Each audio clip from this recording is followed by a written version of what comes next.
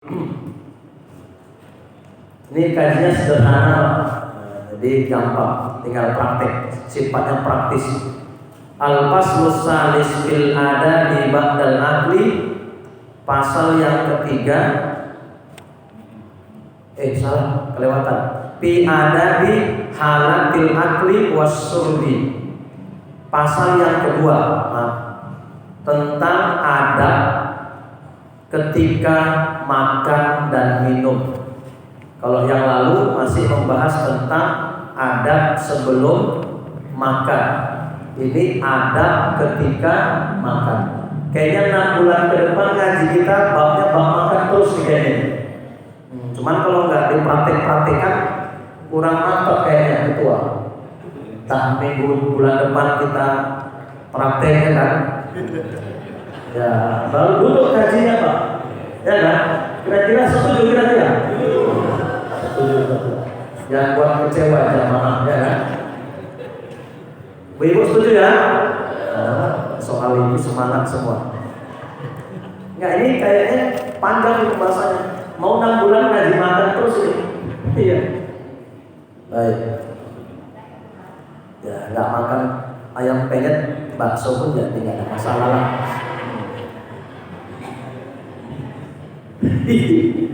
Udah merah Pak ketua kita. Pencinya maksudnya. Baik. Adapun adab ketika makan ada 13. Banyak pembahasannya. Jadi kita bahas singkat-singkat saja biar cepat siap. Bermula adab yang pertama, sunat memulai makan dengan bismillah. Paham kita ini? Sunat memulai makan dengan bismillah. Sekurang-kurangnya bismillah. Sekurang-kurangnya. Yang afdal bismillahirrahmanirrahim. Lebih afdal lagi membaca bismillah setiap kali suapan. Jujur selama ini kita baca bismillah cukup sekali kan? Bismillahirrahmanirrahim. Habis itu ya udah enggak lagi. Ternyata yang afdal setiap kali suapan baca bismillah. Jadi kalau model Bapak makannya 70 suap setiap kali makan, ada 70 ya. Berarti 70 kali bismillah kita baca. Apa enggak berkah? Sekali saja berkah, apalagi sampai puluhan kali. Ada jamaah kita jalan bersama ibu-ibu. Begitu bahas tentang masalah kayak gini, ada yang sudah mengamalkan bu kaji kita kemarin. Ada Ustaz, tunjuk tangan ibu-ibu. Apa hikmah yang ibu rasakan? Sekarang Ustaz, biasa saya 2-3 piring baru kenyang. Sekarang sepiring udah cukup. Nah itu berkah. Itu berkah. Biasa 2-3 piring baru selesai. Tidak, sekarang sepiring udah cukup. Orang jalan bersama. Itu berkah. Makanya kalau ada orang makan nggak kenyang-kenyang, apa habis makan nggak lapar lagi, tanda nggak berkah itu. Gimana Pak? Ada niat mengamalkan kaji ini? Setiap kali suapan baca bismillah. Ustaz kalau mau merokok gimana? Baca bismillah juga? Hah? Hukum membaca bismillah tergantung pada hukum perbuatannya. Jika perbuatan yang mau kita lakukan haram, maka baca bismillah pun haram. Mau mencuri, bismillahirrahmanirrahim, maka haram membaca bismillah. Ya tergantung pada perbuatannya. Kalau itu sesuatu yang wajib, maka bismillah pun jadi wajib. Seperti membaca qiraah surat Al-Fatihah dalam fikih Syafi'i, ketika sholat bismillah itu wajib karena dia termasuk satu ayat daripada surat Al-Fatihah, maka baca bismillahnya pun wajib. Nah, oleh karena itu jika perbuatannya itu perbuatan yang makruh, maka membaca bismillahnya pun hukumnya makruh. Tergantung pada hukum perbuatannya. Jadi gak usah baca bismillah ya kalau pas mau merokok. Makruh hukumnya. Mau makan jengkol, makruh bismillah. Makruh juga baca bismillah. Jadi tergantung pada hukum perbuatannya. Itulah hukum membaca bismillah. Baik. Jadi afdolnya setiap kali suapan membaca bismillahirrahmanirrahim. Takun bismillahirrahmanirrahim, minimal bismillah saja sudah cukup. Kemudian sunat dibacanya yang demikian itu dengan nyaring supaya mengingatkan akan orang lain. Jadi sunat dinyaringkan. Sunat. Kenapa? Banyak kita melihat orang makan tak baca bismillah. Maka dengan kita membaca bismillah, kita nyaringkan, sudah mudah-mudahan mengingatkan orang lain yang lupa baca bismillah untuk baca bismillah. Sunnah bismillahirrahmanirrahim. Dengar, pasti malu ya ini, ya Allah aku gak baca bismillah. Itu sunnah Pak, dinyaringkan, jangan pelan, tapi dinyaringkan. Baik.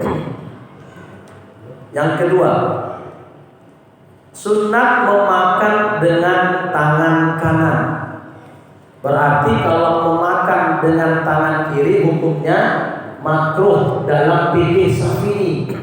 Tapi dalam fikih Hambali dengan tangan kanan hukumnya wajib, tangan kiri haram. Itu fikih Hambali, mazhab Hambali. Kalau mazhab Syafi'i beda. Dengan tangan kanan hanya sunat saja. Berarti kalau dilanggar, andai dia makan dengan tangan kiri tak sampai haram tapi makruh. Contoh yang lain. Apa hukumnya lewat di depan orang yang sedang sholat? Haram. Baik fikih Syafi'i maupun fikih Hambali. Kemudian apa hukumnya mencegah orang yang mau lewat di hadapan kita? Beda. Fikih Hambali wajib, fikih Syafi'i hanya sunnah. Fikih Hambali mencegahnya pun wajib. Berarti kalau nggak kita halangi berdosa. Fikih Hambali.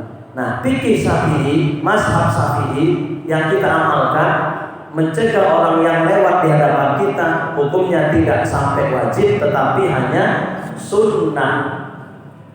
Alasannya apa? Karena kalau itu adalah kerjaan kita, nanti akan terganggu konsentrasi khusyuk kita.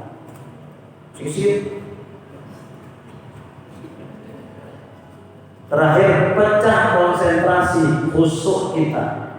Makanya Syafi'i memandang hanya sunnah. Ya, Pak. Ya. Ya itulah menunjukkan beda guru sama murid itu biasa. Biasa. Hambali terkesan tekstual. Apa kata hadis itulah yang dipahami. Nah itu. Oleh karena itu pelajaran untuk kita, andai ada guru sama murid beda, itu biasa. Karena Imam Ahmad bin Hanbal itu murid, Imam Syafi'i guru, ternyata mereka beda. Tapi walaupun berbeda, mereka tetap saling kompak. Contoh yang kedua, Imam Syafi'i murid, Imam Malik bin Anas guru, tapi mereka kompak walaupun beda. Contoh dalam hal urusan rezeki. Menurut Imam Syafi'i, rezeki itu baru didapat apabila kita telah menjalankan ikhtiar, usaha, baru dapat rezeki. Ini debat ini antara Imam Syafi'i dengan Imam Malik. Kata Imam Malik, tak perlu usaha, cukup tawakal aja sama Allah. Kalau memang rezeki pasti datang, kata Imam Malik gurunya. Imam Syafi'i enggak gitu guru, usaha dulu baru dapat rezeki. Kata Imam Malik, cukup tawakal saja. Kesimpulannya mereka berbeda. Besok harinya Imam Syafi'i keluar rumah. Begitu jalan keluar, di tengah jalan di pinggir jalan ada orang sedang bekerja menurunkan kurma. Imam Syafi'i ikut membantu-bantu mengumpulkan kurma. Dia kumpulkan, ibarat sekarang dimasukkan ke dalam keranjang. Ikut Imam Syafi'i bekerja membantu. Selesai pekerjaan, Imam Syafi'i dapat hadiah berupa kurma 1 keranjang. Kira-kira begitulah upahnya. Sudah begitu dapat hadiah kurma 1 keranjang, ingat dia sama gurunya. Nanti malam aku kasih separuh kurma untuk guruku Imam Malik. Lalu akan kubilang kepadanya, nih bukti bahwa yang kubilang itu benar. Kerja dulu baru dapat rezeki. Singkat cerita, malam harinya Imam Syafi'i datang ke tempat Imam Malik. Guru, kita lanjutkan perdebatan kita kemarin. Kata saya kerja dulu baru dapat rezeki. Kata guru nggak mesti cukup tawakal. Nggak betul itu guru. Buktinya saya tadi pagi bekerja membantu orang mengumpulkan kurma, dapat saya kurma. Nih untuk guru separuh, saya separuh. Betul kan yang saya bilang? Kata si Imam Syafi'i. Apa kata Imam Malik? Betul yang kau bilang tuh, kerja dulu baru dapat rezeki. Tapi yang kau bilang pun betul juga. Buktinya aku gak kerja dapat juga kurma. Keren ketawa waktu dua-dua. Iya. Itulah debat orang Malik. Iya. Imam Malik duduk aja di rumah dapat kurma. Imam Syafi'i kerja dapat kurma. Dua-duanya betul. Ibu milih yang mana kira-kira? Hah? Milih Imam Malik. Nah, secara umum ya kerjalah, kerja ya. Nah, tapi kalau tak kerja, kalau memang sudah rezeki, takkan kemana. Tingkatkan tawakal kepada Allah. Tapi secara umum bekerja. Oke Bu? Nah, jadi biasa Pak ya. Biasa terjadi perbedaan. Tapi ada satu pelajaran yang sangat indah dari Imam Syafi'i sebagai seorang murid. Begitu dia dapat nikmat, nggak lupa sama ustadznya. Itu Imam Syafi'i yang perlu kita contoh. Beda kali sama jemaat sekarang. Begitu senang dapat nikmat, lupa sama ustadz. Dengar? Begitu susah bawa ustadz. Nah ini zaman sekarang. Betul kan ketua? Doakan ustaz, kami sedang begini. Begitu senang dapat nikmat, tak ingat sama ustaznya. Jangan begitu. Cocok. Ustaz di sini bukan berarti aku, enggak. Guru-guru kita yang lain. Cocok ya? Pak Imam. Imam Syafi'i itu contoh beliau. Ya. Bu, jangan lupa sama ustaznya. Baik, masalah kunut, Imam Hambali tak sunat kunut pagi, kunut subuh. Imam Syafi'i sunat. Jadi itu biasa. Karena berbeda cara pandangnya. Ya. Kalau Ahmad bin Hambal memang terkenal harfiah, tekstual, memahami hadis itu. Baik. Yang kedua, makan dengan tangan kanan. Makruh hukumnya dengan tangan kiri. Dengan hadisnya, makanlah dengan tangan kanan, minumlah dengan tangan kanan, memberilah dengan tangan kanan, menerimalah dengan tangan kanan. Karena sesungguhnya syaitan makan dengan tangan kiri, minum dengan tangan kiri, memberi pun dengan tangan kiri, menerima pun juga dengan tangan kiri. Yuk Pak, tinggalkan kiri. Kecuali untuk kebersihan itu kiri. Tapi untuk pekerjaan yang mulia, kanan, kanan, kanan. Makan, minum, bersalaman, memberi, menerima, kanan. Jangan kiri. Karena yang kiri itu kebiasaan syaitan. Jelas Pak? Jelas Bu? Kadang lebih haji. Lebihnya lebih haji, tangan kiri minumnya. Aduh, betul nggak? Yang kacau ustaz, tangan kiri, kacau. Seolah ustaz nggak ada kayak gitu, seolah nggak ada pernah nama ustaz tangan kiri minum nggak pernah. Berarti ada gitu.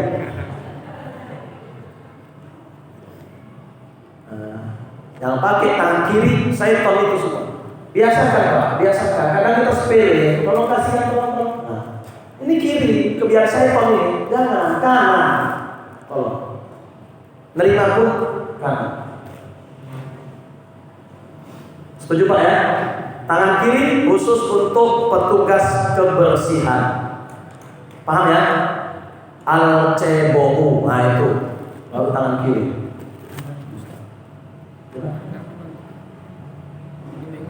Yang afdal kalau masih ada cuci tangan, cuci dulu. Jadi tetap minumnya pakai tangan kanan. Bila nggak ada cuci tangan berarti darurat. Alhamdulillah yang Bapak lakukan. Ya, karena masih ada solusi. Cuci tangan, cuci dulu, minum. Kalau di pesta pakai sendok ya. Nah, jadi kalau masih ada cuci tangan, cuci dulu baru tangan kanan. Kecuali nggak ada berarti darurat. Gitu. Jadi sekali lagi ingat kaji kanan kanan kanan baik dalam hal makan, minum, memberi dan menerima. Jangan lagi pakai tangan kiri. Termasuk anak cucu Bapak yang ketahuan, ingatkan, kasih tahu sejak kecil, kasih ajar tentang adab makan dan minum.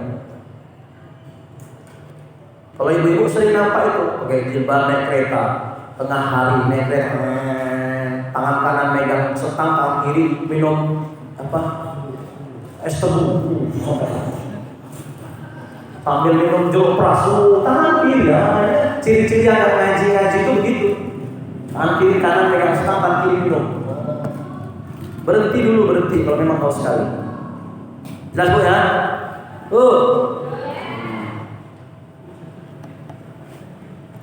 Selanjutnya, yang ketiga, sunnat memulai makan dengan garam dan menyudahinya juga dengan garam.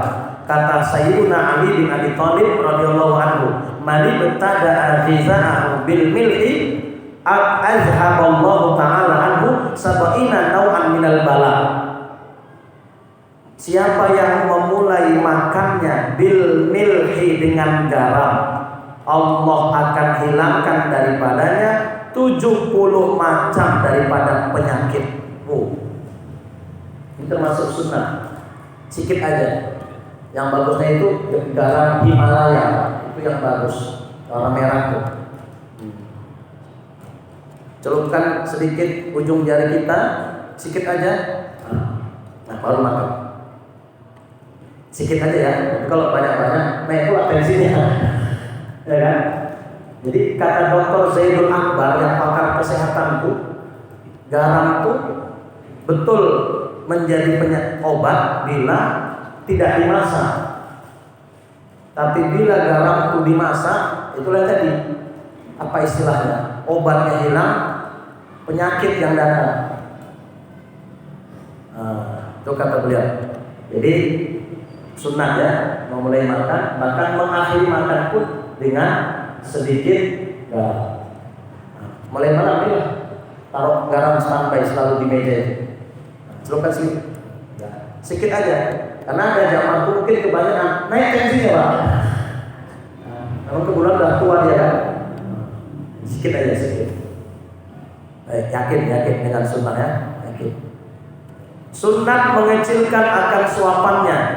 Sunnat mengecilkan akan suapannya dan membaikkan ia akan menghancurkan makanan itu dengan memamah ia akan dia sekira-kira jangan ditelannya akan makanan kecuali setelah lumat. Artinya jangan cepat kali ditelan. Dibuat dulu lumat makanan itu hancur baru ditelan. Di samping mengecilkan suapan. Jangan gini itu lebar kali, kecilkan suapan. Imam Syafi'i berkata, al-aklu ala arba'ati anha. Bermula makan itu terbagi kepada 4 macam. Yang pertama, al-aklu bi usbu'in minal mukti. Makan dengan 1 jari merupakan cara makan makan orang yang kena murka, yang dimurka. Itu kata Imam Syafi'i, satu jari. Wa bi usbu'aini minal kibri, makan dengan dua jari termasuk cara makan orang yang mutakabbir, sombong. Dua jari, kalau sekarang apa pakai apa itu? Sumpit. Kalau ditafsirkan ke situ bisa nggak ya? Wallahu a'lam. Karena kalau pakai jari kita dua kayaknya nggak mungkin. Tapi kalau sumpit mungkin. Wallahu a'lam ya. Makan satu jari itu cara makan orang yang dimurkai. Makan dengan dua jari adalah makannya minal kibri, orang yang sombong. Wasalasi asobi minas sunnah, makan dengan tiga jari, makan dengan cara yang sunnah.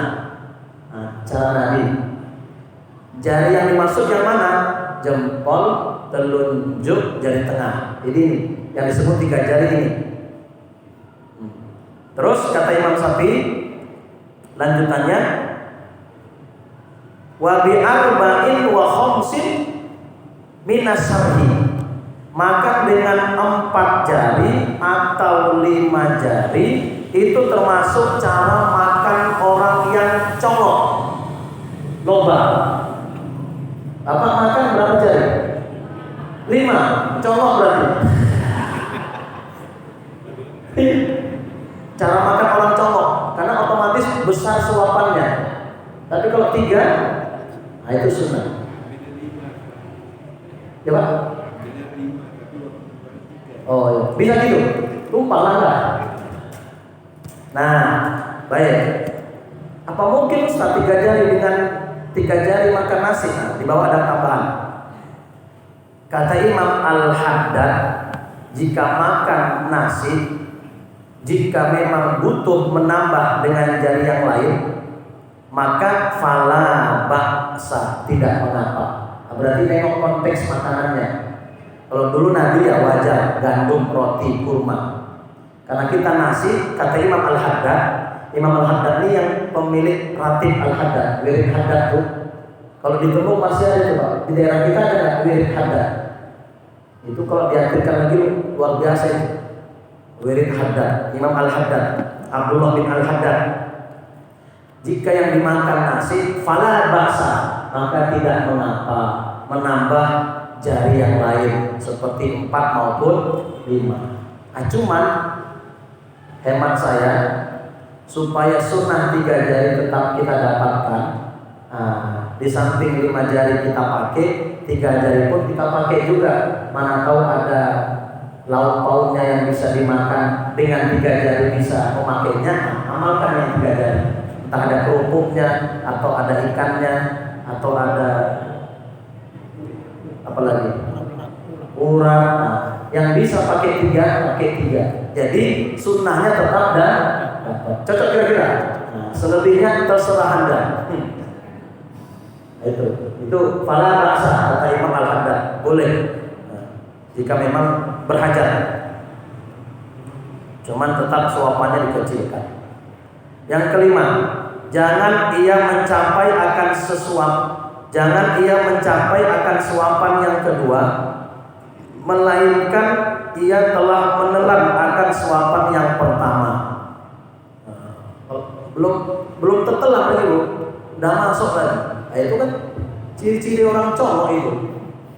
Telan dulu baru masuk. Nah, ini nggak pernah diajari lah, gampang lah. Cuman saya ingatkan aja nih. Ciri-ciri orang congok itu belum penuh di mulut masuk lagi. Ada nggak orang yang dimakan? Ya ada.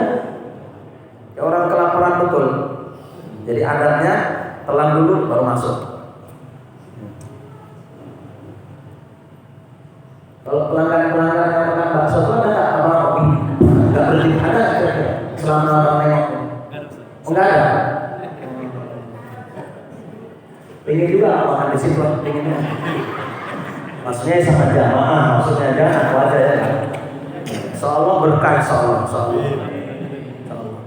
Kita tunggu aja lah ya. Yang keenam, jangan ia mencela akan sesuatu makanan, nggak boleh. Karena adalah Nabi Shallallahu Alaihi Wasallam tidak pernah mencela akan makanan sekalipun, tak pernah. Biarpun tak enak, garamnya kebanyakan, tak pernah Nabi cela. Nah, kita pun begitu, pantang memaki-maki makanan tuh. Makanan apa ini? Nggak boleh. Nabi nggak pernah sekalipun. Bila Nabi suka, Nabi makan. Bila Nabi tak suka, nggak cocok, Nabi diam, Nabi tinggalkan. Cukup, udah. Tak pala kita celah-celah, tak pala kita maki-maki. Makanan apa ini? Termasuk bapak-bapak. Kadang istri capek sudah masak pagi ya kan, untuk buat makan sahur. Pas pulang mati lampu, ya kan? Sangka garam, rupanya gula ya kan? Kan bisa jadi kan? Ternyata begitu dimakan percis kayak kolak gula itu. Nah, sabar, jangan maki-maki. Oh makan apa kau nih? Tengok kau makan nih, jangan. Itu nggak namakan akhlak Nabi itu. Bagus kan, betul bohong ketika itu. Bohong ketika itu boleh, enak tak? Enak, enak. Itu bohong yang boleh, betul. Jadi jangan dicaci maki makanan itu. Ya bu, ibu sering nih, ya kan? Pas pulang undangan, piye mau piye, enak. Dagingnya apos tenang, hampir muncul untuk Tuhan. Jangan diobral pula itu. Begitu wirid kena lontong, masih kuahnya. Tanggung pula ini yang nggak masih. Nah ini kan nggak boleh ini. Nah nggak boleh itu. Kalau memang enak bagus ceritakan. Tapi kalau memang ada yang nggak pas, sembunyikan, diamkan. Gak usah diobral, nggak boleh. Tapi kalau nikmat enak, boleh diceritakan. Makan bakso depan Masjid Al-Falah enak itu katanya. Cuman kayak mana Wak mau cerita? Belum pernah mau coba. Ya kan? Kayak mana mau cerita daripada bohong? Kecuali nanti diundang makan kita bakso ya kan? Baru bisa kita ceritakan. Itu pasal 10 pun saya ceritakan. Ada di sana pasal 5 dekat Al-Falah. Enak.